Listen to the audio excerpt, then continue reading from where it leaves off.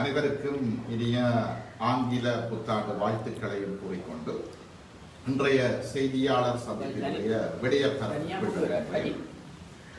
அரசன் அன்று கொள்வான் தெய்வம் நின்று கொள்ளும் என்று சொன்னார்கள். ஆனால் இன்று தெய்வமும் அன்றை கொள்ள தொடங்கி இருக்கிறது. தமிழ் தேசிய மக்கள் முன்னணியினுடைய மத்திய குழுவும் தலைமையும் எடுத்த முடிவு சரி என்பதை வெகு சீக்கிரத்திற்குள் காலம் காட்டியிருக்கிறது. தமிழ் தேசிய மக்கள் முன்னணியில் இருந்து கொள்கை ரீதியாக நீக்கப்பட்ட முன்னாள் தேசிய அமைப்பாளர் விஸ்வலிங்கம் மணிவண்ணன் அவர்கள் தமிழ் தேச விரோத சக்திகளான இபிடிபியோடு சேர்ந்து யாழ்ப்பாணம் மாநகர சபையினுடைய மேயர் பதவியை கைப்பற்றி இருக்கிறார். அதற்கு கட்சியினுடைய கட்டுப்பாட்டை மீறி யாழ்ப்பாணம் மாநகர சபையிலே ஆதரவளித்த 6 உறுப்பினர்கள், ஏனென்றால் ஏற்கனவே ஏனைய 4 உறுப்பினர்களும் கட்சியிலிருந்து நீக்கப்பட்டிருக்கிறார்கள். நல்லூர் பிரதேச சபையினுடைய 3 உறுப்பினர்களுக்கும் எதிராக கட்சியினால் விரைவில் ஒழுக்காற்று விசாரணைகள் மேற்கொள்ளப்பட்டு உரிய நடவடிக்கைகள் உரிய முறைப்படி எடுக்கப்படும் என்பதை உறுதியாக கூறிக்கொள்ள விரும்புகின்றோம். ஏனென்றால் தமிழ் தேசிய மக்கள் முன்னணி என்பது ஒரு கொள்கை ரீதியான கட்சியையும் தாண்டிய ஒரு அரசியல் இயக்கம். தமிழ் தேசத்தினுடைய இருப்பையும் தமிழ் மக்களினுடைய விடுதலையையும் முன்னெடுக்கக்கூடிய இறுதி சக்தியாக இந்த தமிழ் தேசிய மக்கள் முன்னணி மாத்திரம்தான் காணப்படுகிறது. அந்த வகையில் தமிழ் தேசிய மக்கள் முன்னணி இந்த நோக்கத்திற்காக ஸ்தாபிக்கப்பட்டதோ அந்த நோக்கத்திற்கு சற்றும் குந்தகம் இல்லாத வகையில் எங்களுடைய எதிர்கால செயற்பாடுகள் அமையும் என்ற விடயத்தை கூறிக்கொண்டோம். யாழ்ப்பாணம் மாநகர சபையிலே கட்சி ஏற்கனவே மாநகர சபை உறுப்பினர்களை அழைத்து ஒரு முடிவுக்கு வந்திருந்தது. தமிழ் தேசிய மக்கள் முன்னணி யாழ்ப்பாணம் மாநகர சபையிலோ அல்லது நல்லூர் பிரதேச சபையிலோ வேட்பாளரை முன்னிறுத்தி போட்டியிடுவதில்லை என்றும், யாழ்ப்பாணம் மாநகர சபையில் ஏற்கனவே மேயராக இருந்த ஆனல்ட் தவிர்ந்த வேறு ஒரு நபரை தமிழ் தேசிய கூட்டமைப்பு பிரேரிக்கின்ற பட்சத்தில் அவருக்கு ஆதரவளிப்பது என்றும், ஆனல்டுக்கு ஆதரவளிப்பதில்லை என்றும் நாங்கள் முடிவெடுத்திருந்தோம். அதே போன்று நல்லூர் பிரதேச சபையிலும் ஏற்கனவே இருந்த தவிசாளர் தவிர்ந்த பிரிதொருவரை தமிழ் தேசிய கூட்டமைப்பினர் பிரேரித்தால் ஆதரவளிப்பது என்றும், இல்லாவிட்டால் ஆதரவளிப்பதில்லை என்று முடிவெடுத்திருந்தோம். அந்த முடிவுகளுக்கு மாறாக யாழ்ப்பாணம் மாநகர சபையிலே ஸ்ரீலங்கா சுதந்திர கட்சி மற்றும் ஈழ மக்கள் ஜனநாயக கட்சியோடு சேர்ந்து தோழர் மணிவண்ணன் அவர்கள் மேயராவதற்கு எங்களுடைய கட்சியில் இருந்து விலக்கப்பட்ட சில உறுப்பினர்களாக இருக்கின்ற 6 உறுப்பினர்களும் ஆதரவு கொடுத்திருக்கிறார்கள். உறுப்பினராக இருக்கின்றவர்களுக்கு எதிராக விரைவில் நாங்கள் ஒழுக்காற்று நடவடிக்கை எடுப்போம். அதே போல நல்லூர் பிரதேச சபையிலும் 3 உறுப்பினர்கள் கட்சி கட்டுப்பாட்டை மீறி ஈழ மக்கள் ஜனநாயக கட்சி, ஐக்கிய தேசிய கட்சி, ஊழல் மாம்பழம் மற்றும் ஆனந்த சங்கரி அவர்களுடைய தமிழர் விடுதலை கூட்டணியோடு சேர்ந்து ஒட்டுக்குழுக்களினுடைய ஆட்சியை ஏற்படுத்தி இருக்கிறார்கள்.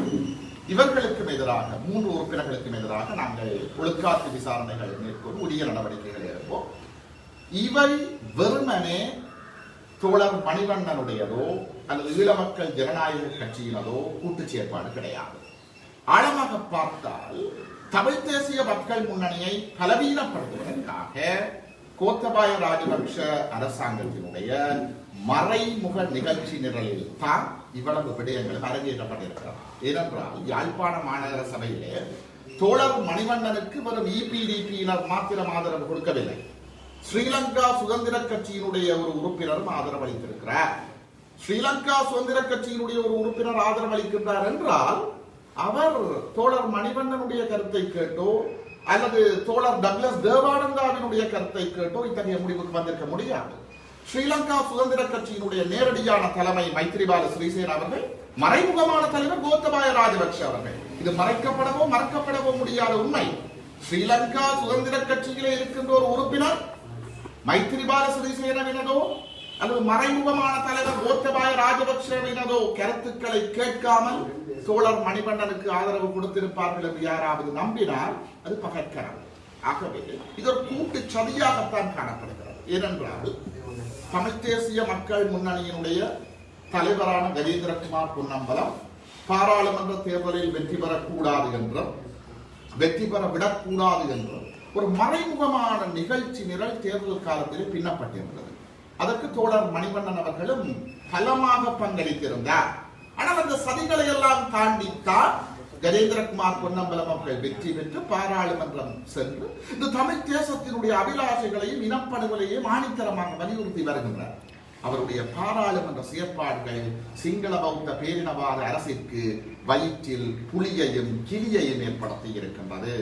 ஏனென்றால் இனப்படுகொலை சார்ந்த ஆணித்தரமான விடயங்களை ஆதாரபூர்வமாக முன்வைக்கின்ற கஜேந்திரகுமார் அவர்களுடைய செயற்பாடுகள் எதிர்காலத்தில் ஸ்ரீலங்கா இனப்படுகொலை அரசை சர்வதேச யுத்த குற்றவியல் நீதிமன்றத்திலே நிறுத்தக்கூடிய வாய்ப்புகளை ஏற்படுத்தும். அதனால் எப்படியாவது இந்த தமிழ் தேசிய மக்கள் முன்னணியை பலவீனப்படுத்த வேண்டும் என்ற நோக்கிலே ஸ்ரீலங்கா சிங்கள பௌத்த பேரினவாத அரசினுடைய அந்த நிகழ்ச்சி நிரலுக்கு அமைவாகத்தான் ஸ்ரீலங்கா சுதந்திர கட்சியினர், ஈழ மக்கள் ஜனநாயக கட்சியினர் மற்றும் அவர்களோடு இணைந்த தோழர் மணிவண்ணன் ஆகியோர் சேர்ந்து இந்த பதவி நாடகத்தை அரங்கேற்றி இருக்கிறார்கள். அது மாத்திரமில்லாமல் தோழர் மணிவண்ணனுடைய சில செயற்பாடுகள் அவர் மேயராகியதற்கு பிறகு அநாகரிகமான செயற்பாடுகளாக அமைந்திருக்கிறது. யாழ்ப்பாணம் மாநகர சபையினுடைய மேயர் பதவிக்கான தேர்தலும் சபையும் முடிவடைந்ததன் பிற்பாடு நல்லூர் பிரதேச சபையிலே சபை அமர்வுகள் இடம்பெற ஏற்பாடுகள் நடைபெற்றுக் கொண்டிருந்தது. தான் மேயராகியவுடன் தன்னோடு ஒரு குழுவையும் அழைத்துக் கொண்டு, அவர்களை குழு என்று சொல்வதா அல்லது காடையர் குழு என்று சொல்வதா என்னவென்று தெரியவில்லை, நல்லூர் பிரதேச சபைக்கு சென்று பிரதேச சபையினுடைய கூட்டம் முடிவடைந்து வெளியேறி கொண்டிருந்தது. எங்களுடைய கட்சியினுடைய 2 பெண் உறுப்பினர்கள், அவர்களில் ஒருவர் எங்களுடைய மகளிரணி தலைவி வாசுகி சுதாகரன், மற்றவர் எங்களுடைய இளம் உறுப்பினர் பிருந்தா. இருவரையும் பார்த்து இன்னும் உடுப்பு போட்டுக் கொண்டா நிற்கிறீர்கள் என்று தோழர் மணிவண்ணனுக்கு பக்கத்தில் இருந்து ஒருவர் மது போதையிலே கேட்டிருக்கிறார். இன்னும் ஒருவர் கேட்ட வார்த்தையை நான் இந்த ஊடக சந்திப்பிலே ஒரு பொறுப்புள்ள கட்சியினுடைய முக்கியஸ்தராக கூற முடியாது. இந்த விடயங்களை பெண்ணியம் பேசுகின்ற இந்த குழுவை ஆதரிக்கின்ற பெண்ணியவாதிகள் ஏற்கப் போகின்றார்களா? சிந்திக்க வேண்டும். ஒரு மேவின் சில்வா துமிந்த சில்வா அரசியலாக ஒரு காடைத்தனமான அரசியலை எங்களுடைய தமிழ் தேசத்திலே புரிய பார்க்கிறார்கள். இவற்றுக்கெல்லாம் மக்கள் விரைவில் முற்றுப்புள்ளி வைப்பார்கள். சிலரது கனவு மேயர் கனவு, பலரது கனவு தேச கனவு. நாங்கள் 50,000க்கும் அதிகமான மாவீரர்களை இழந்திருக்கிறோம். 1,47,000க்கும் அதிகமான எங்களுடைய உறவுகள் காணாமலாக்கப்பட்டிருக்கிறார்கள், கடத்தப்பட்டிருக்கிறார்கள். அரசியல் கைதிகள் 10 ஆண்டுகளாக, 15 ஆண்டுகளாக, 20 ஆண்டுகளாக இத்தை வரை குற்றப்பத்திரம் கூட தாக்கல் செய்யப்படாமல் சிறைகளிலே வாடிக்கொண்டிருக்கிறார்கள். காணாமலாக்கப்பட்டவர்களை தேடி அவர்களுடைய உறவுகள் வீதியிலே கொட்டும் மழைக்கும் கொடும் பனிக்கும் சுட்டரிக்கும் வெயிலுக்கும் மத்தியில் 1400 நாட்களை கடந்து போராடி கொண்டிருக்கிறார். இந்த நேரத்தில் காணாமல் ஆக்கிய எந்த கட்சி காணாமல் ஆக்குதல்களுக்கு பொறுப்பு கூற வேண்டுமோ, யார் எங்களுடைய இளைஞர் யுவதிகளை யாழ்ப்பாண மண்ணிலே கடத்தினார்களோ அவர்களோடு சேர்ந்து மேயர் பதவியை கைப்பற்றிவிட்டு தோழர் மணிவண்ணன் புத்தாண்டுக்கு ஒரு செய்தி வெளியிட்டிருக்கிறார். காணாமல் ஆக்கியவர்களுக்கு, ஆக்கப்பட்டவர்களுக்கு நீதி கிடைக்க தான் பிரார்த்திக்கிறார். நான் தோழர் மணிவண்ணனை பார்த்து கேட்கிறேன், நீங்கள் ஏற்கனவே டீல் அடிச்சு மாநகர சபையினுடைய மேயர் பதவியை இபிடிபியோடு சேர்ந்து பெற்றுக்கொண்ட போது தாங்கள் யாரை கடத்தி காணாமல் ஆக்கினார்களோ அவர்களை விடுவிப்பதாக உங்களுக்கு ஏதாவது உத்தரவாதத்தை தோழர் டக்ளஸ் தேவானந்த் அவர்கள் தந்தாரா? ஆகவே நீங்கள் மக்களை ஏமாற்றக்கூடாது, இரட்டை வேடங்கள் போடக்கூடாது. யார் காணாமல் ஆக்கினார்களோ அவர்களோடு சேர்ந்து ஆட்சி அமைத்துவிட்டு மேயர் பதவியை பெற்றுவிட்டு காணாமலாக்கப்பட்ட உறவுகளுக்காக நீங்கள் நீலி கண்ணீர் படிப்பதை மக்கள் புரிந்து கொள்ளாமல் இருக்க போவது கிடையாது. அது மாத்திரமில்லாமல் உங்களுடைய கபட நாடகத்தை பார்க்கின்ற பொழுது எங்களுக்கு அழுவதா சிரிப்பதா அது தெரியவில்லை. தியாக தீபம் அண்ணன் திலீபன் அவர்களை பாராளுமன்றத்திலே எவ்வளவு தூரம் கொச்சைப்படுத்த முடியுமோ கொச்சைப்படுத்திய இபிடிபியினுடைய ஆதரவை பெற்றுவிட்டு டக்ளஸ் தேவானந்தா அவர்களுடைய ஆதரவை பெற்றுவிட்டு மேயராகிவிட்டு தியாக தீபத்தினுடைய தூவியிலே அஞ்சலி செலுத்துகிறேன். எந்த இரட்டை வேடம்? இவை மக்கள் மத்தியிலே ஈடுபட போவது கிடையாது. சொல்லுவார்கள் அரசியல் பிழைத்தோருக்கு அறங்கூற்றால் விரைவில் நடக்கும். மணிவண்ணனுடைய கொள்கை என்ன? ஒரு நாடு இரு தேசம் என்றார். இன்றைக்கு 13வது திருத்தத்தை ஏற்கின்ற டக்ளஸ் தேவானந்தாவோடு சேர்ந்து ஆட்சி அமைத்து மேயராகி இருக்கிறார். காணாமலாக்கப்பட்டவர்களுக்கு நீதி கேட்பதாக கூறுகிறார். காணாமல் ஆக்கியவர்களோடு சேர்ந்து ஆட்சி அமைத்திருக்கிறார். ஆகவே இந்த இரட்டை நிலைப்பாடுகளை, இரட்டை வேடங்களை மக்கள் புரிகின்ற காலம் விரைவில் வரும். அப்பொழுது இந்த தேச விரோத சக்திகள் அனைவரும் களையெடுக்கப்படுவார்கள்.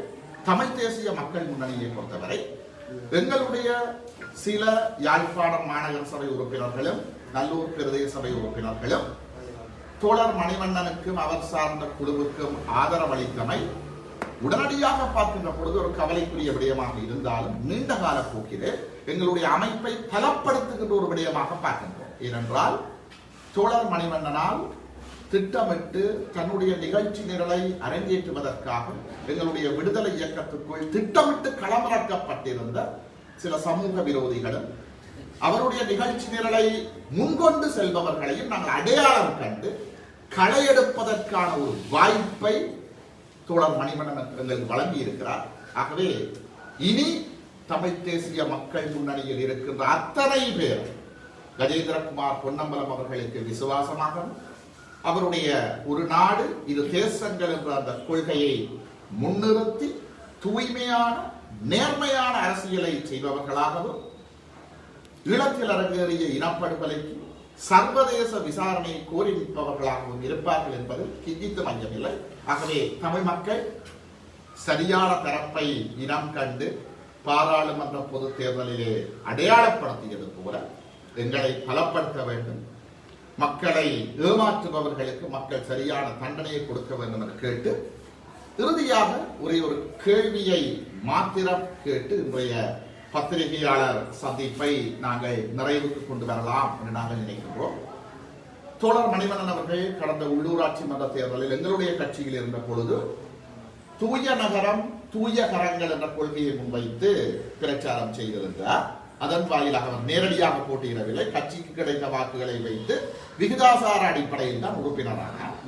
தற்பொழுது கடந்த மாநகர சபை ஆட்சியிலே மோசடி செய்த ஈழ மக்கள் ஜனநாயக கட்சியோடு சேர்ந்து ஆட்சி அமைத்திருக்கிறார். ஆகவே உங்களுடைய தூய கரம் தூய நகரம் என்ற கொள்கைக்கு என்ன ஆனது? நீங்கள் ஈழ மக்கள் ஜனநாயக கட்சியினருக்கு எதிராக உங்களுடைய பங்காளிகளுக்கு எதிராக நடவடிக்கை எடுப்பீர்களா? உங்களால் எடுக்க முடியுமா?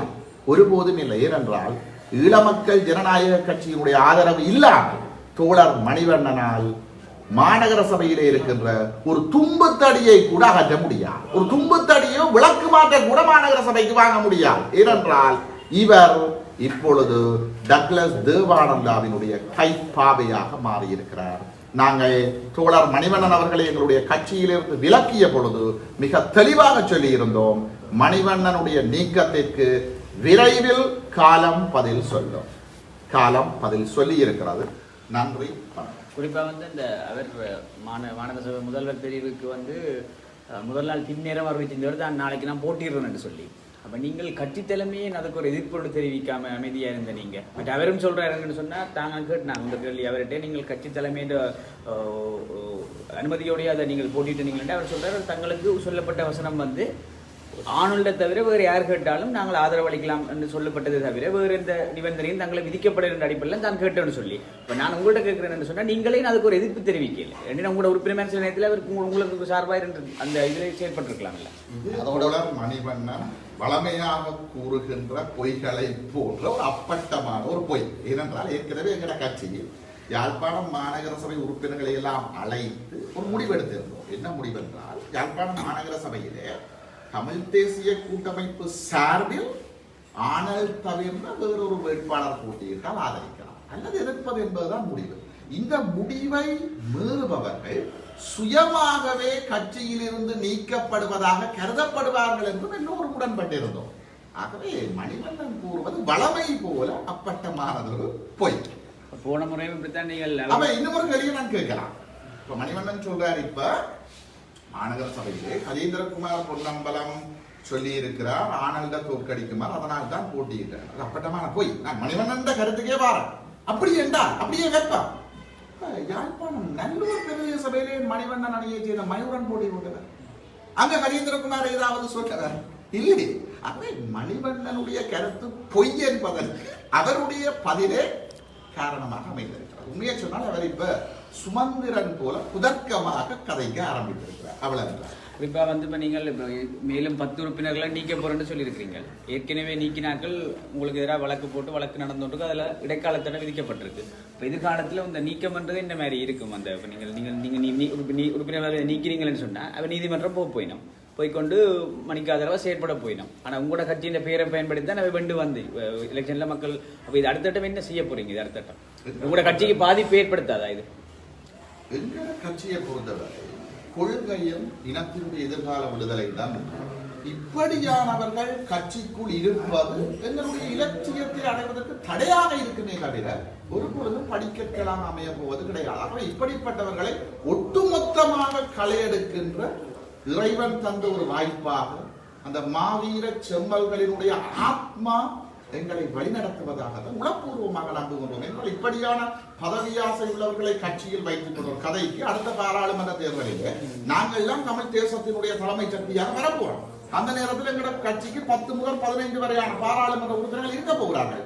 ஒருவேளை இப்படியானவர்களை நாங்கள் இத்தருணத்தில் இனங்காணாமல் விட்டு இவர்கள் பாராளுமன்ற உறுப்பினர்களாக வந்து நாளைக்கு விலை போவார்களாக இருந்தால் நிச்சயமாக மணிவண்ணன் இந்த முறை பாராளுமன்ற உறுப்பினராக வந்திருந்தால் வியாழேந்திரன் போன்று மாறி அமைச்சு பதவி எடுத்திருப்பார்.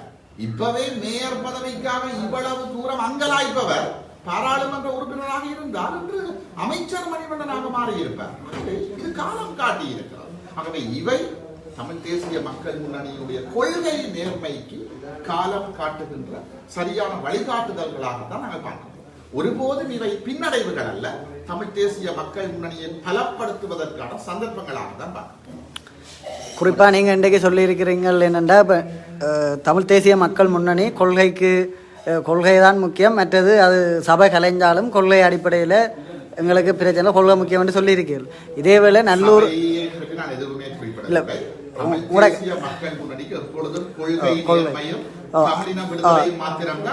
அந்த வகையில் ஆயுத போராட்டங்கள் ஒட்டுக்குழுக்கள் பற்றி சொல்லியிருக்கீர்கள். இதேவேளை தமிழ் தேசிய கூட்டமைப்பில் இருக்கிற புலட் மேலேயும் இதே குற்றச்சாட்டுகள் ஆயுத குழுக்கள் என்ற குற்றச்சாட்டு இருக்குது. அப்படி இருக்கத்தக்கன அந்த ஆயுத குழுக்களோட இருந்த நல்லூரில் கேட்டது டெலோ வந்து இதே குற்றச்சாட்டுகள் இருக்குது. இதுக்கு உங்களோட 3 உறுப்பினர்கள் ஆதரவளிச்சிருக்கணும்.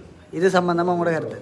அங்கே வந்து டெலோவினுடைய உறுப்பினராக அவர் பிரேரிக்கப்பட்டிருக்கவில்லை, தமிழ் தேசிய கூட்டமைப்பினுடைய உறுப்பினராக தான் பிரேரிக்கப்பட்டிருந்தார். நாங்கள் ஏற்கனவே தேர்தல் காலத்திலே மறைமுகமாக ஒரு உடன்பாடு ஏற்படுத்தப்பட்டிருந்தது. எந்த சபைகளிலே யார் கூடுதலான ஆசனங்களை பெறுகிறார்களோ அவர்கள்தான் சபையினுடைய ஆட்சியை கைப்பற்றுவதற்கு. ஆனால் அதை முறையடிக்கின்ற விதத்தில் பலர் இபிடிபியோடு சேர்ந்து கூட்டங்களை அமைத்து குழப்பியதனால் தான் முரண்பாடுகள் ஏற்பட்டது. ஆகவே எங்களுடைய கட்சியை பொறுத்தவரை எங்கும் நாங்கள் கொள்கை ரீதியான முடிவுகளை தான் எடுக்கணும். ஒருவர் தமிழ் தேசிய கூட்டமைப்பினுடைய ஒரு அங்கத்துவ பிரதிநிதியாக இருக்கின்றார் என்றால் அவரை நீங்கள் தமிழ் தேசிய கூட்டமைப்பினுடைய பிரதிநிதியாக தான் பார்க்க வேண்டும். அது மாத்திரமில்லாமல் எங்களுடைய கட்சி ஏற்கனவே ஒரு முடிவை எடுத்திருந்தது. தமிழ் தேசிய கூட்டமைப்பிலே ஏற்கனவே இருந்த மேயர், ஏற்கனவே இருந்த தவிசாளர் தவிர்ந்த பிரிதொருவரை அவர்கள் நியமித்தால் அவர்களுக்கு ஆதரவு வழங்குவது என்பது கட்சி எடுத்த முடிவு. ஆகவே கட்சி எடுத்த முடிவை எவர் மீறினாலும் நிச்சயமாக அவர்களுக்கு எதிராக ஒழுங்காற்று விசாரணை மேற்கொள்ளப்படும். பொதுமக்கள் மத்தியில் குற்றச்சாட்டு முன்வைக்கப்படுது. உங்களோட தலைவரும் செயலாளரும் வந்து பாராளுமன்ற உறுப்பினரான பிறகு அவைய தொடர்பு கொள்ற கஷ்டமா இருக்குன்னு சொல்லியும் காண்றதே கஷ்டமா இருக்குன்னு சொல்லியும் இதை பற்றி என்ன சொல்றீங்க? நீங்க ஒரு முக்கிய உறுப்பினர் கட்சியின் எல்லா மக்களும் சொல்லி நிச்சயமாக எல்லா மக்களும் அல்ல, சிலர் கூறியிருக்கலாம். அது ஒரு நியாயத்தன்மை இருக்கிறது. பாராளுமன்ற அமர்வுகளை எடுத்து பார்த்திருந்தால் பாராளுமன்ற அமர்வுக்கு அதி ஒழுங்காக சென்ற உறுப்பினர்கள் யார் என்று பார்த்தால் எங்களுடைய கட்சியினுடைய 2 பாராளுமன்ற உறுப்பினர்கள். அவர்களை மக்கள் தெரிவு செய்தது பாராளுமன்றத்தில் இருந்து தங்களுடைய கடமைகளை முன்னெடுப்பதற்காக.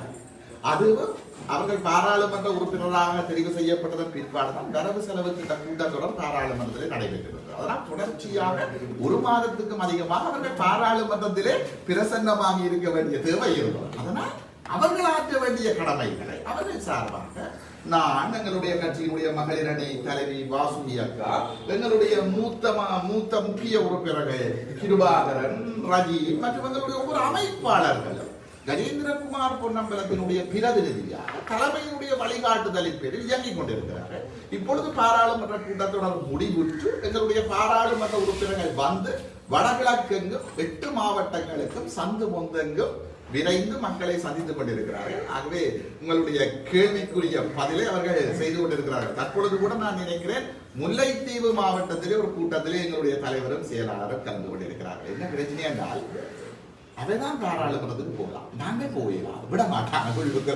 அவை சார்பாக நாங்கள் மக்களை சந்திக்கலாம். ஆகவே எங்களுடைய பாராளுமன்ற உறுப்பினர்கள் 2 பணிகளை செய்ய வேண்டியிருக்கிறது. பாராளுமன்றத்திலும் பணியாற்ற வேண்டும், மக்களையும் சந்திக்க வேண்டும். ஆகவே 2ஐயும் செய்கின்ற பொழுது அவர்கள் ஒரு ஒழுங்குமுறையிலே செய்வார்கள் என்ற உத்தரவாதத்தை நாங்கள் வழங்குகின்றோம். மக்களுக்கு சில நேரங்களில் சில தருணங்களில் அவர்களை சந்திக்க முடியாத ஒரு துரதிருஷ்டவசமான நிலைமை இருக்கலாம். ஏனென்றால் அவர்கள் பாராளுமன்றத்திலே கூட்ட அமர்வுகளில் பங்கு கொண்டிருந்தால் சந்திக்க முடியாத நிலைமை இருக்கலாம். அப்படியான நேரங்களில் நாங்கள் உங்களை சந்திப்போம். அவர்கள் வந்தவுடன் உங்களை நேரடியாக சந்திப்பார்கள். அது மாத்திரமில்லாமல் எங்களுடைய கொக்குவிலில் இருக்கின்ற இந்த அலுவலகத்திற்கு வந்து மக்கள் எப்பவும் எங்களுடைய உறுப்பினர்களை சந்திக்கலாம். மாகாண சபை தேர்தல், வடக்கு மாகாண சபை தேர்தல் நடைபெற்றால் அதில் நீங்க போட்டியிடுவீங்க? அது பற்றி எங்களுடைய கட்சி இன்னும் முடிவெடுக்கவில்லை. மாகாண சபைகள் பற்றிய அறிவிப்பு வெளிவந்தவுடன் நாங்கள் அது பற்றிய முடிவுகளை அறிவிப்போம். ஒரு பேட்டியில வந்து உங்களுடைய செயலாளர் சொல்லியிருக்கிற மாகாண சபை தேர்தலில் போட்டியிடுவாங்கன்னு சொல்லி, அப்படி நீங்க வந்து மாகாண சபை முறைமையை வந்து நீங்கள் உங்களுடைய கட்சியினுடைய கொள்கையை வந்து எதிர்த்தது, மாகாண சபை வந்து எங்களுக்கு ஒரு கொள்கை இல்லைன்னு சொல்லி தலைவர் சொல்லியிருக்கார். அப்ப உங்களுடைய மாகாண சபை தேர்தலில் போட்டியிடுவோம்னு சொல்லியிருக்காங்க. இது சம்பந்தமாக இது பற்றி செயலாளர் ஈடுபட்டிருந்தால் அவரிடம்தான் கேட்க வேண்டும். கட்சி ரீதியாக நாங்கள் மாகாண சபை தேர்தல் எப்பொழுது நடைபெறுவதாக அறிவிக்கப்படுகிறதோ அப்பொழுது எங்களுடைய மத்திய குழுவையும் தலைமையையும் சரியான முடிவுக்கு வருவோம். மீண்டும் சொல்கிறேன், தமிழ் தேசிய மக்கள் முன்னணி எடுக்கின்ற முடிவுகள் அந்தந்த கால சூழ்நிலைக்கு ஏற்ப கொள்கைக்கும் தமிழினர் விடுதலைக்கும் உடல் சேர்ப்பவையாக மாற்றிக்கிறது. நீங்க அரசியலை தாண்டி மணிவன் உங்களோட நண்பனை இருக்கிறார். அவருடைய இப்போ மாநகர சபை மேயராக வந்த பிறகு சில செயற்பாடுகள் செய்திருக்கிறார். அதாவது சொகுசு வாகனத்தை தனக்கு வேணாம்னு சொல்லியிருக்கிறார். மற்றது எரிபொருள் செலவு வேணாம்னு சொல்லியிருக்கிறார். அந்த அதாவது லேப்டாப் ஐமேக் அதை வந்து ஏலத்தில் விடக்கூடாது. இது சம்பந்தமான உங்களுடைய ஏற்கனவே சொல்லுகிறது, அரசியலை தாண்டி அரசியலில் நண்பர்களும் கிடையாது, எதிரிகளும் கிடையாது. எங்களுடைய கொள்கைக்கு நேர்மையாக பயணிப்பவர்களோடு நாங்கள் இணைந்து பயணிப்போம். என்னை பொறுத்தவரை தோழர் மணிவண்ணன் அவர்கள் எப்பொழுது தேச விரோத சக்தியான இதுவரை காலமும் மணிவண்ணன் யாரை விமர்சித்து வந்தாரோ அவர்களோடு சேர்ந்து ஆட்சி அமைத்து மேயர் பதவியை கைப்பற்றியதன் பிற்பாடு உண்மையில் அவரை பற்றி நாம் கருத்து கூறுவதற்கு விரும்பவில்லை. ஒரு தேச விரோத சக்தியோடு சேர்ந்து ஆட்சி அமைத்து விட்டு மேயர் பதவிக்கு அங்கலாய்த்து விட்டு இனி அதை நியாயப்படுத்துவதற்காக செய்கின்ற இப்படியான அற்பமான செயற்பாடுகள் யானை பசைக்கு சோழ பொறி என்பது போல பலரது கனவு தேச கனவு, சிலரது கனவு மேயர் கனவு. அவ்வளவு. இறுதியாக உண்டு. இப்போ இறுதியாக உண்டு. நீங்கள் இப்போ சொல்லியிருக்கீங்கள் கோத்தபாயோட டீலிங் மற்றது ஒட்டுக்குழுக்கள் ஆட்சி அமைக்க போகுதுன்னு சொல்லி இந்த மாநகர சபை விஷயத்தில் உங்களுக்கு தெரிஞ்சிருந்தால், ஒட்டுக்குழுக்கள் கொள்ளை விரோதிகள் இபிடிபி ஆட்சி அமைக்க போகுதுன்னு தெரிஞ்சிருந்தால் நீங்கள் உங்களோட கட்சியை சேர்ந்த 3 பேரும் ஆனவல்ட்டுக்கு ஆதரவு தெரிவிச்சிருந்தா இன்றைக்கு அந்த கொள்கை மாற்றம் வந்திருக்காது. அதையும் நீங்கள் செய்யலை. இங்கே தான் அந்த கொள்கை ரீதியான முடிவு தங்கி இருக்கிறது. எங்களுக்கு ஆனல்டும் உண்டுதான், இபிடிபியும் உண்டுதான். ஏனென்றால் இபிடிபி கடந்த மாநகர சபை ஆட்சியின் பொழுது செய்த அதே ஊழலைத்தான் ஆனல்டும் செய்தவர். அப்ப எங்களுக்கு இங்கே ஆட்கள் முக்கியம் அல்ல, கொள்கைதான் முக்கியம். ஆகவே இபிடிபி என்ன விடயத்தை செய்ததோ அதைத்தான் ஆனல்டும் செய்தார். ஆகவே இருவருக்கும் இடையில் எந்த விதமான வித்தியாசங்களும் இல்லை. அதனால் தான் எங்களுடைய தலைமை மிக தெளிவான முடிவை எடுக்கிறது.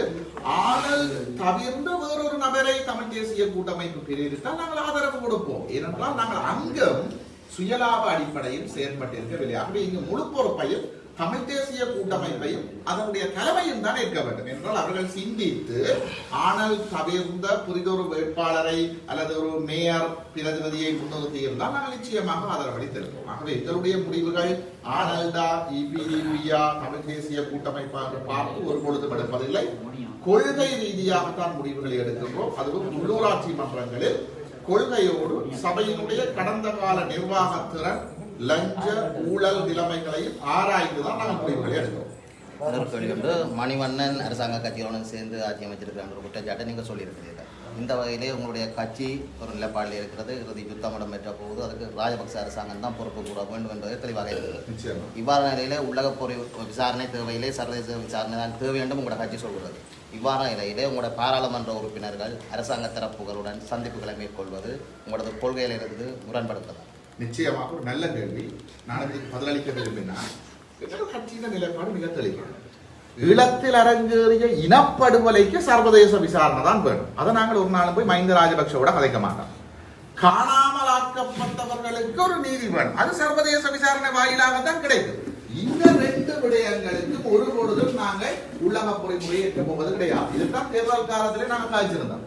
அதுக்காக யாழ்ப்பாண ஆஸ்பத்திரியில மருந்து இல்லை என்றால் சர்வதேச விசாரணை கேட்கலாம். இலங்கை அரசாங்கத்தில தான் சொல்லுவோம். தெல்லிப்பளை புற்றுநோய் வைத்தியசாலையிலே குறைபாடுகள் இருக்கிறது என்றால் சர்வதேச விசாரணை கேட்க முடியாது. மயிலத்த மடுகள தமிழர்கள் காணிகளை பெற்றுக் கொள்ளணும் என்றால் நாங்கள் உள்ளக பொறிமுறையில போறதுதான் ஏற்பாடு. நீதிமன்றத்தினால் வழக்கு தாக்கல் செய்யலாம். அதே நேரம் கந்தசாமிக்கும் பொன்னையாக்கும் வழக்கென்றால் நான் போய் இலங்கை நீதிமன்றத்தினால் வழக்கு தாக்கல் செய்யலாம்.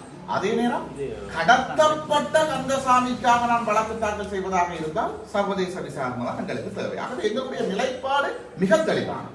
ஈழத்தில் அரங்கேறிய இனப்படுகொலைக்கு சர்வதேச விசாரணை வாயிலாக மட்டும்தான் ஒரு தீர்வு கிடைக்க முடியும். அதே போல கடத்தப்பட்டு காணாமலாக்கப்பட்ட ஒரு விவகாரமும் முற்றுமுழுதான ஒரு சர்வதேச விசாரணை வாயிலாக தான் தீர்க்கப்பட முடியும். இவற்றில் மாற்று கருத்து இடமில்லை. தமிழ் தேசிய மக்கள் முன்னணி தன்னுடைய நிலைப்பாட்டு மிக தெளிவாகவும் உறுதியாகவும் இருக்கிறது. சந்திப்பு அரசியல் கைதியை விடுதலை செய்யப்படும் நீங்கள் நம்புகிறீர்களா? எங்களை பொறுத்தவரை அரசியல் கைதிகள் விடுவிக்கப்பட வேண்டும் என்பது எங்களுடைய உறுதியான நிலைப்பாடு. அதே நேரம் அரசியல் கைதிகளுடைய விடுதலையும் இலங்கை நீதிமன்றங்களில் தங்கியிருக்கிறது. இதற்கு நாங்கள் சர்வதேச விசாரணையை இத்தருணத்தில் கோர முடியாது.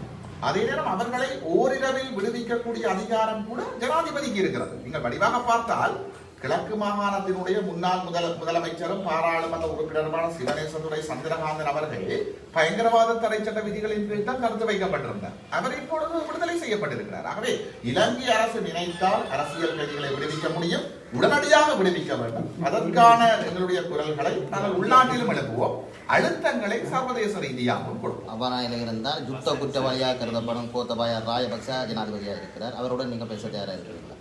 கைதிகள் விடுதலை அதாவது அரசியல் கைதிகளுடைய விடுதலை தொடர்பாக உள்ளக பொறிமுறையில் யார் பொறுப்புதாரிகளாக இருக்கிறார்களோ அனைவருக்கு அழுத்தம் கொடுக்க வேண்டியது எங்களுடைய கடமை.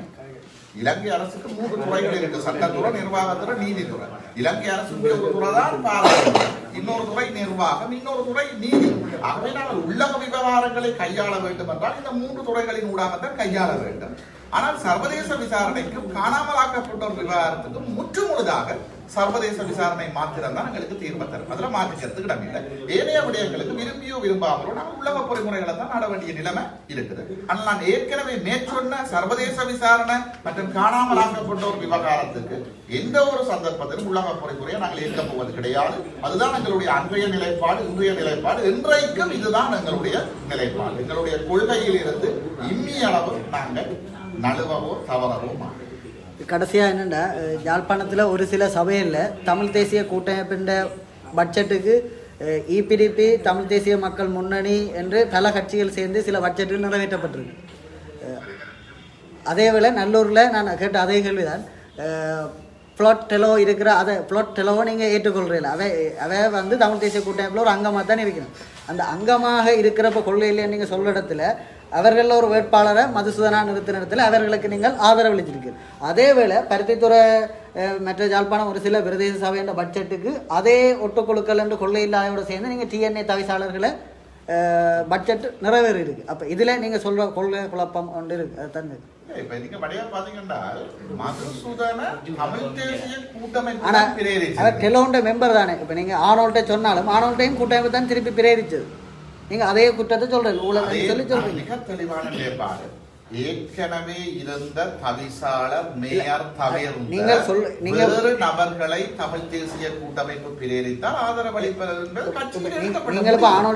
கட்சியினுடைய முடிவை மீறியதுதான் பிரச்சனை. இல்ல நான் சொல்றேன்டா, நீங்க ஆனோல்ட்டை பற்றி என்ன சொன்னாலும் இதுவரையும் உத்தியோகபூர்வமா ஆனோல்ட் ஊழல் செய்தார் என்று எங்கேயுமே கூறப்படவில்லை.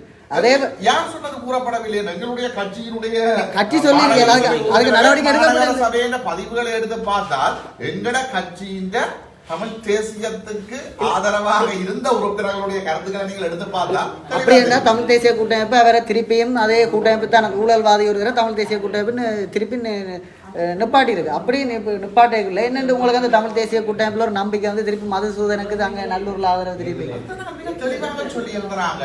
தமிழ் தேசிய கூட்டமைப்பு எல்லா சபையிலையும் பாதுகாப்புகளை சமர்ப்பிச்சிருக்கு. எல்லா சபைகளிலும் நாங்கள் எதிர்க்கவும் இல்லை, எல்லா சபைகளையும் ஆதரிக்கவும் இல்லை. அந்த பாதுகாப்பினுடைய சாதக பாதகங்களை பார்த்து எங்களுடைய உறுப்பினர்களால் சமர்ப்பிக்கப்பட்ட பிரேரணைகள் கோரிக்கைகள் ஏற்றுக்கொள்ளக்கூடிய அளவுக்காவது ஏற்றுக்கொள்ளப்பட்டிருந்தால் மாத்திரம்தான் எங்களுடைய ஆதரவுகளை கொடுத்திருந்தோம். நல்லூர் பிரதேசவை பொறுத்தவரையில தமிழ் தேசிய கூட்டமைப்புக்குள்ளே குழப்பம் இருந்தது மதுசூதனை போடுறது சம்பந்தமா. மற்ற அந்த தவிசாளரே அதை புறக்கணிச்சிருந்தவர் மதுசூதனுக்கு வாக்களிக்கிற சம்பந்தமா அவர் தான் தன்னை வந்து தூக்கின என்று சொல்லி அவரே அதில் பல குழப்பங்கள் மதுசூதனுக்கு எதிராக இருந்தது. அதே போல எட்டலோ தரப்பாளையும் இதே ஈழ மக்கள் ஜனநாயக கட்சியோடு போய் ஆதரவு கேட்கப்பட்டிருந்தது ஆட்சி அமைக்கிறது. இப்படியான ஒரு தருணத்தில் என்ன ஒரு இபிடிபி மெம்பரும் மதுசூதனுக்கு ஆதரவு தெரிவிச்சிருக்கார். உங்களோட சேர்த்து முன்னணியோடு சேர்த்து ஒரு இபிடிபி மெம்பரும் நல்லூரில் ஆதரவு தெரிவிச்சிருக்கார். அப்போ அதில் நீங்கள் சேர்ந்து பயணிச்சேன். நீங்கள் ஒரு விடயத்தை விளங்கிக் கொள்ளும். தமிழ் தேசியோர் கட்சிக்கெல்லாம் முடிவுகளை எடுக்கின்ற பொழுது கருத்து வேறுபாடுகள் இருக்கு. அது அவர்களுடைய உட்கட்சி விவகாரம். ஒரு குடும்பத்துக்குள்ள சண்டை இருப்பது அதுக்கெல்லாம் நாங்கள் தலையிட போவது கிடையாது. நாங்கள் பார்க்கின்ற விடயம் தமிழ் தேசிய கூட்டமைப்பாக ஒரு நபரை பிரேரித்தால் அந்த நபருடைய செயற்பாடுகளை மாத்திரம் வைத்து தான் நாங்கள் முடிவுகளை எடுக்கிறோம். அதே நேரம் இன்னொரு விடயத்தையும் நீங்கள் பார்க்கணும். ஒரு விடயத்துக்கு பலர் ஆதரவு அளிக்கலாம், அது வேறு விடயம். ஆனால் தோழர் மணிவண்ணன் அவர்களுக்கு தமிழ் தேசிய மக்கள் முன்னணியில் இருந்து வெறும் 10 உறுப்பினர்கள் மாத்திரம் தான் ஆதரவாக நின்றிருக்கிறார்கள் கட்சி கட்டுப்பாட்டை மீறி. அப்ப இந்த 10 உறுப்பினர்களுடைய ஆதரவோடு மட்டும் மேயரா வரலாம் என்று நம்பியா தோழர் மணிவண்ணன் மாநகர சபையிலே போட்டி போட்டவர்? மாநகர சபையில் மேயராக வர வேண்டும் என்றால் குறைந்தபட்சம் 23 அதுக்கும் அதிகமான உறுப்பினர்களுடைய ஆதரவு தேவை. அங்கே ஒருவர் நடுநிலைமை வைத்தபடியாத்தான் 21 உறுப்பினர்களுடைய ஆதரவோடு மணிவண்ணனால் வரக்கூடிய நிலைமை இருந்தது. ஆகவே ஒரு தரப்போடு சேர்ந்து டீல் அடித்து மேயர் பதவியை ஒரு சபையிலே வருகின்ற ஒரு தீர்மானத்துக்கு ஆதரவு அளிப்பதற்கு வித்தியாசங்கள் இருக்கு. நான் கேட்ட கேள்விக்கு நீங்கள் என்ன பதில் சொல்ல? மதுசூதனுக்கு 8 வாக்களிக்கப்பட்டிருக்கு. அதுல இபிடிபியும் ஒரு வாக்களிச்சிருக்கு. அதுல உங்களோட முன்னணி உறுப்பினர்களும் 2 பேர் வாக்களிச்சிருக்கு. அதுல சேர்ந்து இபிடிபியோட சேர்ந்து வாக்களிச்சிருக்கு. இது சம்பந்தம். அதாவது இதனுடைய கட்சி ரீதியாக நாங்கள் எடுத்த முடிவு ஏற்கனவே தமிழ் தேசிய கூட்டமைப்பினுடைய தவிசாளர் மேயர் தவிர்த்த வேறு நபர்களை அவர்கள் பிரேரித்தால் ஆதரவு அளிப்பது. நாங்கள் சுயமாகத்தான் ஆதரவு அளித்திருந்தோம். இன்னும் ஒரு கட்சியோடு டீல் அமைத்தோ அல்லது கூட்டணி போட்டோ ஆதரவிக்கவும் இல்லை, எதிர்க்கவும் இல்லை. ஆகவே இது எங்களுடைய தனிப்பட்ட முடிவு. நாங்கள் என்ன சேர்ந்து ஆட்சி அமைத்து பங்காளிகளாகி அறிக்கையும் விட்டார்களா மற்றவர்கள் இவருடைய ஆதரவோடு தான் அவர் மேயரான தவிசாளரான இல்லை. இதனுடைய சுயமான முடிவு. ஒருவருக்கும் சுயமான முடிவுகளை எடுப்பதற்கு அதிகாரம் இருக்கிறது, உரிமை இருக்கிறது. ஆனால் அந்த செயற்பாடுகள் வாயிலாக டீல்கள் அடிக்கப்பட்டிருக்கிறதா, கொள்கை ரீதியாக முடிவுகள் எடுக்கப்பட்டிருக்கிறதா என்பதை நீங்கள் பார்க்கலாமே. இப்பொழுது கஜேந்திரகுமார் பொன்னம்பலமும் சர்வதேச விசாரணை கேட்டார்கள். இதுவரை காலமும் உள்ளக விசாரணையை வலியுறுத்தின சில தமிழ் தேசிய கூட்டமைப்பினரும் இப்பொழுது எங்கே தங்களுடைய அரசியல் எதிர்காலம் பாழாய் போய்விடுமோ என்பதற்காக சர்வதேச விசாரணை வேணும் என்று நாடகம் ஆடுகிறார்கள். ஆனால் மக்கள் தெளிவாக தானே இருக்கிறார். கஜேந்திரகுமார் வலியுறுத்துறது சரியா அல்லது மற்றவர்கள் வலியுறுத்துறது சரியா? ஆகவே பிரித்து பார்க்கின்ற அந்த 6வது அறிவு எங்களுக்கு இருக்கிறது. அந்த அறிவின்படி பார்த்தால் எல்லோருமே தெளிவாக தெரியும்.